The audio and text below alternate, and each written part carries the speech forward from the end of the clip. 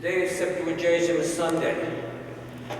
That means it's 70 days to Easter. Next Sunday will be Sexagesima Sunday, which means 60 days to Easter. And following that, Quinquagesima Sunday, which means 50 days until Easter. And then, of course, Ash Wednesday and the beginning of Easter. The epistle reading today is taken from St. Paul's epistle to the Corinthians. Brethren, know you not that they that run in a race all run indeed, but only one receives the prize? So run that you may obtain the prize. And everyone that strives for mastery refrains himself from all things. And they do this in order that they may receive a corruptible crown, but we an incorruptible crown. I therefore so run, not as if I were uncertain. I so fight, not as one beating the air, but I chastise my body and bring it into subjection, lest perhaps when I have preached to others, I myself should become a castaway. For I would not have you ignorant, brethren, that our fathers were all under the cloud, all passed through the sea, and all in Moses were baptized in the cloud and in the sea. And they did all eat the same spiritual food, and drink the same spiritual drink. And they drank of the spiritual rock that followed them, and the rock was Christ. But with most of them, God was not well pleased. This is the... Please stand for the Holy Gospel. The Gospel reading is taken from the Holy Gospel according to St. Matthew. At that time, Jesus spoke to his disciples this parable. The kingdom of heaven is like unto a householder who went out early in the morning to hire laborers to go into his vineyard. And having agreed with the laborers for a denarius a day, he sent them into his vineyard. And going out about the third hour, he saw still others standing in the marketplace idle. And to these he said, Go you also into my vineyard, and I will give you what shall be just. And they went their way. And again the owner went out about the 6th and the 9th hour, and did in like manner. But about the 11th hour he went out, and found still others standing about idle. And he said to them, Why stand you here all the day idle? And they said to him, Because no man hath hired us. And he said to them, Go you also into my vineyard. When evening was come, the Lord of the vineyard saith to his steward, Call the laborers, and pay them their hire, beginning from the last even to the first. When therefore they were come, that had come in about the 11th hour, they received every man a denarius. But when the first also came, they thought they should receive more. And they also received each man a denarius. When receiving it, they murmured against the master of the house, saying, These last have worked but 1 hour, and thou hast made them equal to us that have borne the burden of the day and the heat. But the owner answering said to one of them, Friend, I do thee no wrong. Didst thou not agree with me for a denarius? Take what is thine and go thy way. I will give also to this last, even as I give to thee. Or is it not lawful for me to do what I will? Is thine eye evil because I am good? So shall the last be first, and the first last. For many are called, but few are chosen. This is the gospel of our Lord Jesus Christ. The original meaning of this gospel is a reference to the fact that there were many Jews among the early Christian converts who believed that they should have a superior position over the converts from paganism, the Gentile converts. And some of the Jews went so far as to say that no one could become a Christian unless he first became a Jew. And so this parable is meant to remind the Jews that just because they are descendants of Abraham, Isaac, and Jacob, that does not give them a superior place in the kingdom of God over the Gentiles.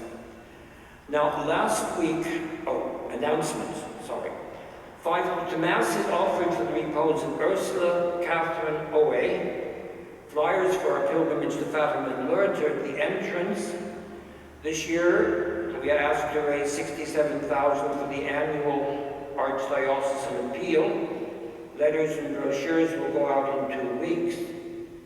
A benefactor has donated 200 the February issue of Magnificat. Take one home with you.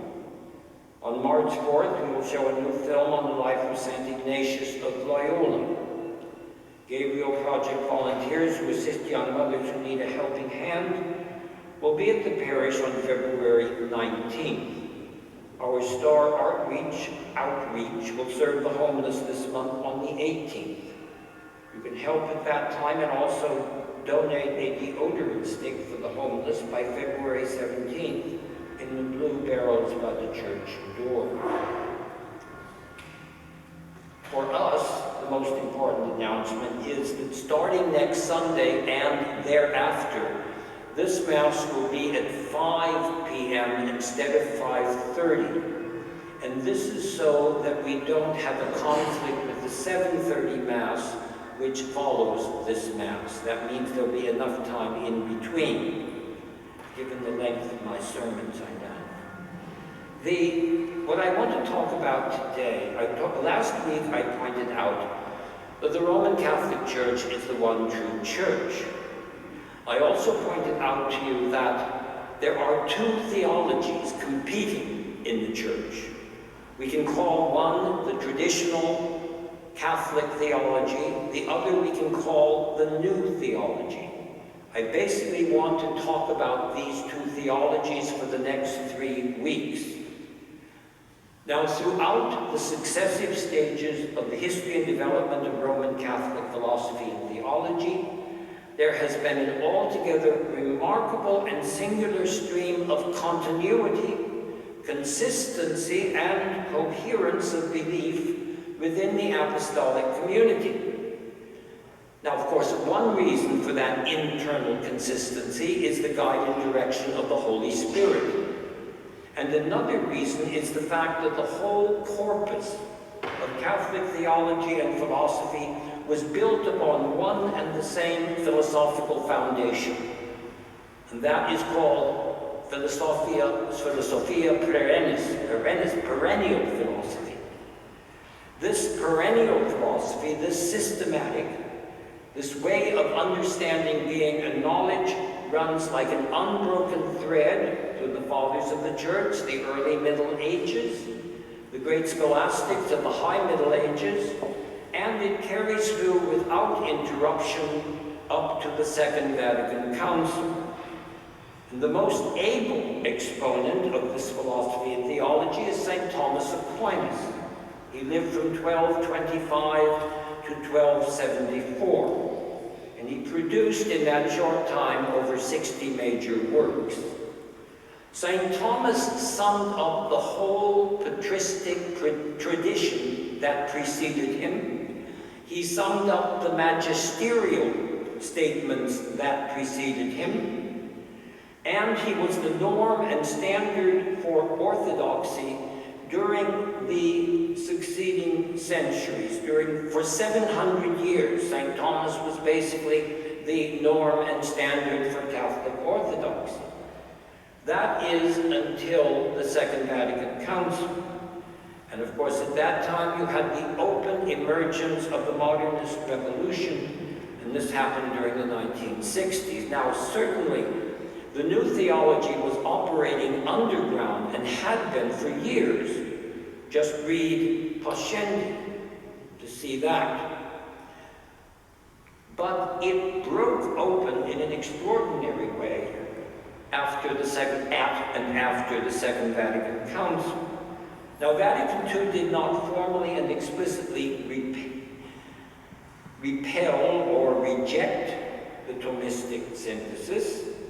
It rather ignored it and adopted an altogether different philosophical foundation. The scholastic paradigm, that is to say, perennial philosophy, was simply passed over and ignored in the documents of the Second Vatican Council. And in its place, they borrowed from the dominant secular philosophy of the time. And they set about constructing a radically new paradigm or model upon which they could build the new theology. So the antecedents of the new theology are not to be found within our tradition, but outside our tradition. And this is basically why the new theology on the one hand and the traditional theology stand in stark contradiction to each other. And because they are built upon foundations that are absolutely incompatible and admit of no kind of reconciliation, the new theology and the traditional theology can never be brought together into any kind of harmonious unity. Now, the two movements in modern philosophy that have exerted the strongest influence upon post-Vatican II philosophy and theology are, first of all, a post-Kantian epistemology, which denies that we know the external universe as it is in itself, and maintains that we know only the universe as it has been reconstructed by the categories of sense and intellect. And the second aspect of modern philosophy that has infected the new theology is a metaphysics of evolution. In other words, the notion of evolution has been moved from biology to the area of metaphysics.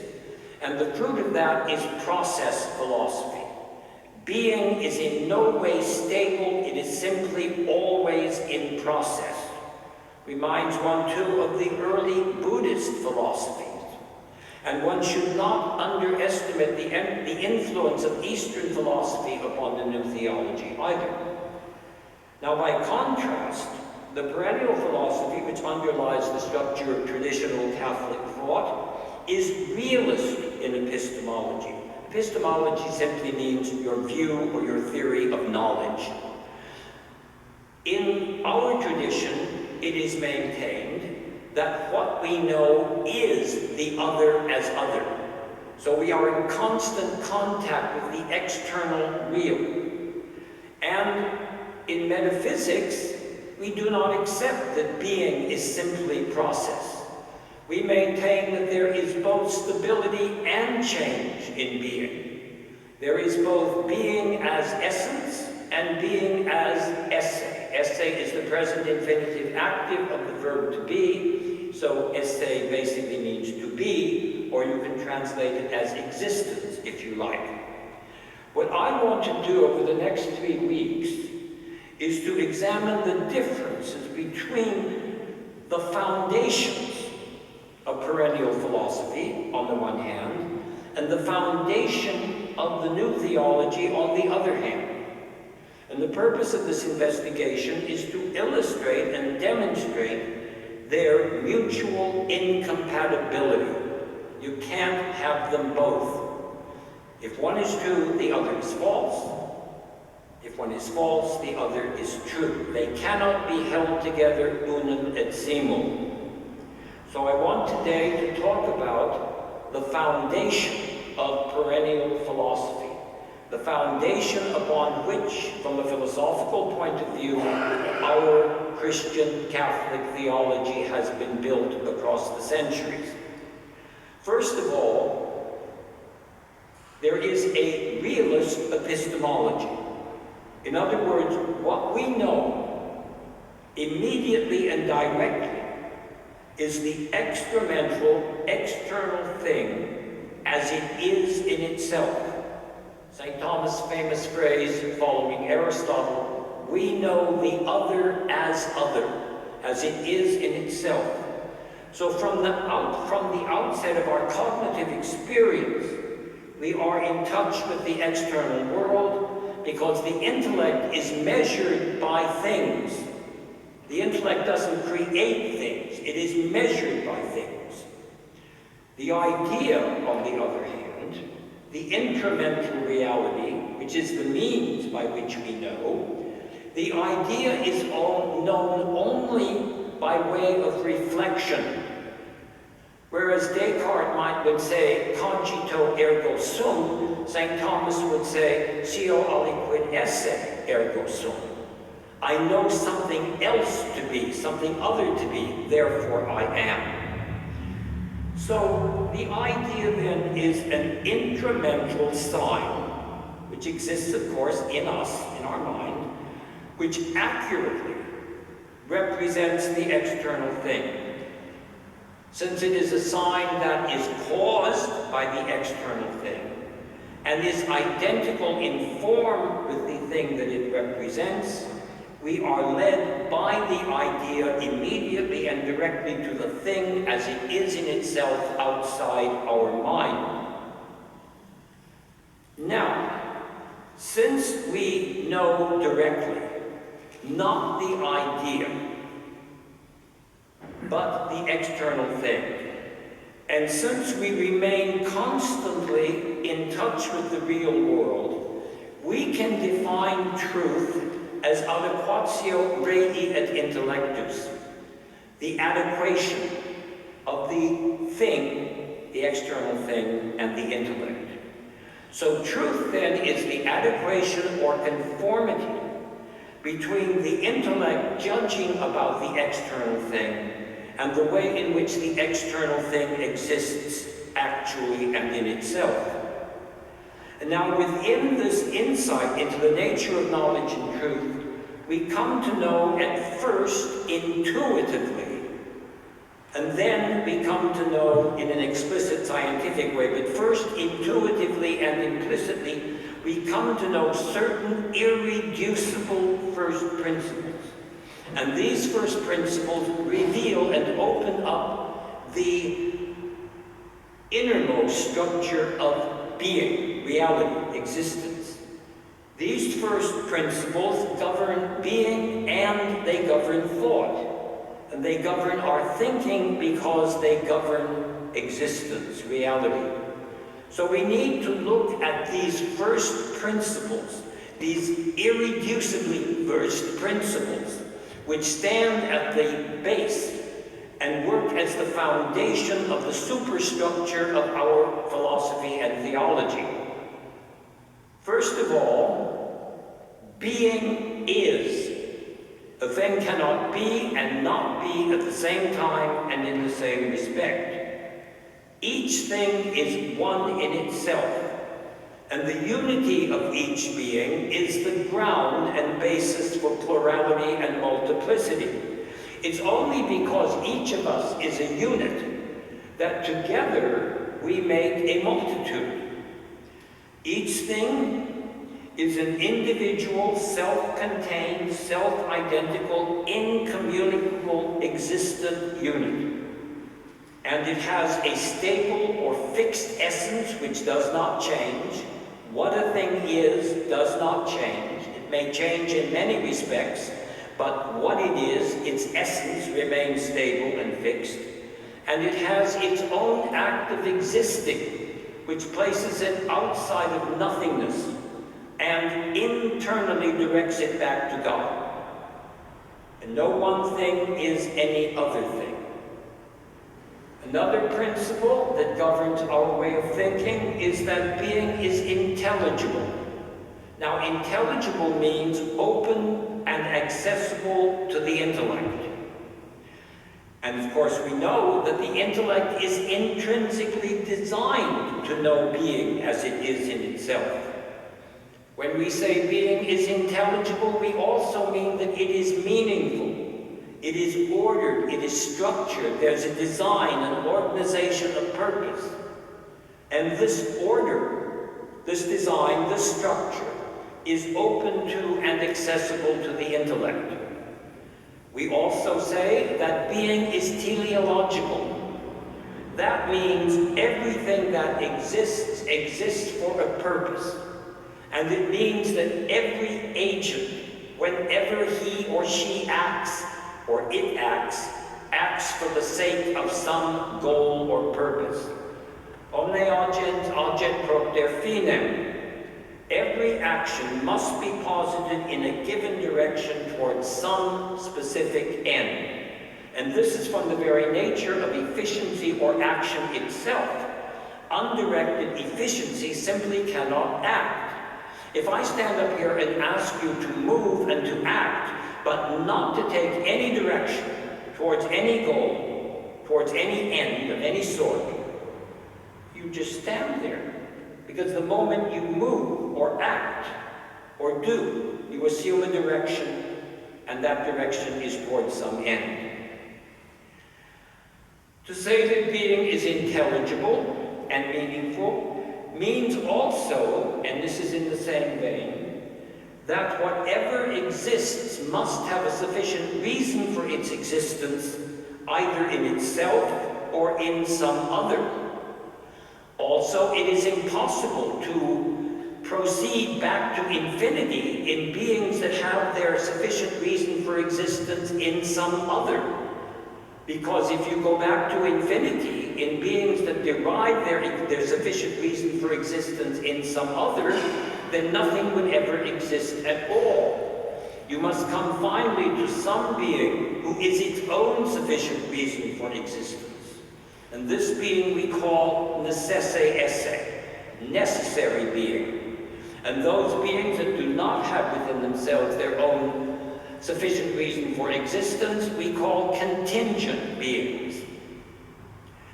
Finally, well, it's not really finally, a few more things. We say, in line with this, and following and complementary to this, and contained in all of this, is the principle that whatever is moved by another. Quid movetur, ab alio movetur. Why? Because motion requires an agent in act and a recipient or patient in potency. And nothing can be in act and in potency at the same time and at the same respect. So there are certain types of movements which necessarily fill the rule that whatever is moved by another. And being, as we know it, and as we understand it, and our understanding conforms to the way it is, so I can say being as it is, and as we know and understand it, is intrinsically analogical. Now, analogy means somewhat the same and somewhat different.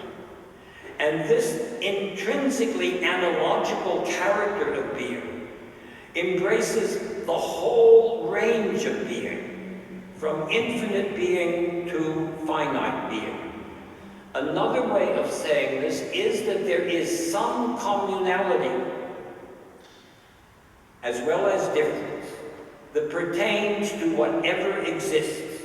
Whatever exists has something in common with everything else and is also at the same time different than everything else. Since this analogical property extends all the way to infinite being, we are able to make true and certain statements about spiritual beings and even about God himself. By way of example, if I say God is to his is, as I am to my, but say God is to his existence, as I am to my existence, there's no similarity between the two proportions. They are infinitely distant from each other. But there is a common proportionality. There is a proportionality that does exist between the two proportions, and this allows me to make true statements about God. Statements made about God are called statements made by way of the analogy of proper or metaphysical proportionality. Statements made about God will never be complete or exhaustive or all-comprehensive, obviously, but that doesn't mean they cannot be, so far as they go, genuine, authentic, and true. So, now I can say finally, these principles, finally, are a priori necessary per se analytic principles. What does that mean? It means that they are self-evident principles. The moment you understand the notions making up the propositions, The moment you understand the subject and predicate terms of the propositions, they are immediately evident. The truth of them is immediately evident. And because of this, of course, they cannot be demonstrated or proved. When you prove something, you have to look for something more certain than that which you want to prove. So if there is a statement, a proposition than which there is nothing more certain, then you can never prove it, because there is nothing more certain to which you might go that could serve as a premises for the proof. So what I've given you is a kind of summary of those principles that underlie and ground and stand as the radical foundation of theological and philosophical speculation. Next week, I want to examine the philosophical foundations of the new theology, and we'll find that they are completely incompatible. From a realist epistemology to a totally subjective post-Kantian epistemology, from a metaphysics of being to a metaphysics that allows only becoming.